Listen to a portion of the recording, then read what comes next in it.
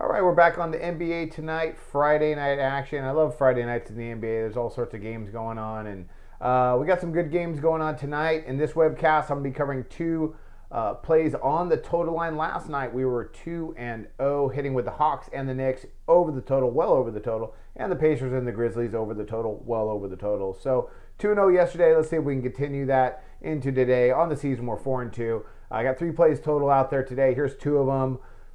2 total plays on this webcast. The first one, Cleveland and Chicago over the total of 197.5, and then Utah and Philadelphia under the total of 188.5. Let's start breaking this down. First, let's talk about Miami and how they've done so far this year. Against Charlotte, I thought they played pretty well. In that game, they scored 104 points. They shot 49.3% from the field and 60% beyond the arc. In that game, I had the under. It went over, surprisingly enough, but it just shows me that Miami, I think, is going to go ahead and try and run a little bit. They got the athletes to do it. I think they can get up and down the floor, and I think Cleveland's going to enjoy that tonight. So I like for over this total of 197.5. I know Cleveland likes to get in transition, and I don't think Miami's going to be able to stop that so much. I think they're going to preferably want to score with them, with the scorers that they have, and they do have quite a few of them this year. Miami's going to be a good team. Interesting line on that game. It's hovering around 6,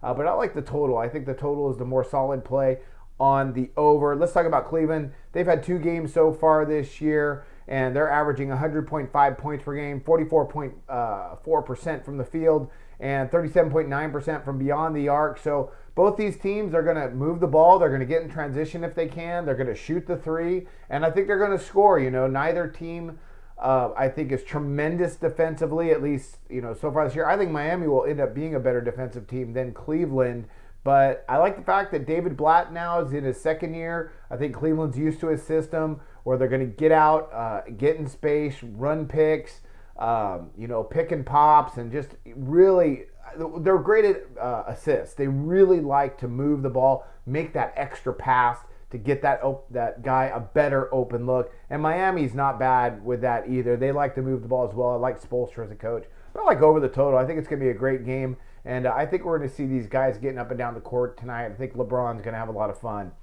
Okay, the other game, here we go. We got Utah and Philadelphia, and this is the antithesis of the other game. I think this is going to be an ugly shooting affair between these two teams. Utah, pretty decent defensive team.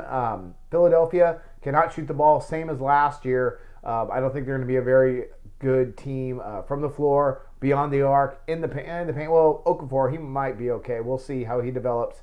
But I like under 188.5 in this matchup. Let's talk about Utah. They played the Pistons just the other night, and I thought they played them really tough. They scored 87 points in that game, shot 46.7% from the field, but they only shot 16.7% beyond the arc, and that might have a little bit to do with Stan Van Gundy's, I think his defensive philosophy is shoot the 3 and defend the 3. So I think they were good at doing that. But Utah, they got Gordon Hayward, Derek Favors, Burks, but they don't have a lot. They're not deep, and neither is Philadelphia. So I look for neither of these teams. I look for Utah to slow the pace, and I look for neither of these teams to shoot the ball very well.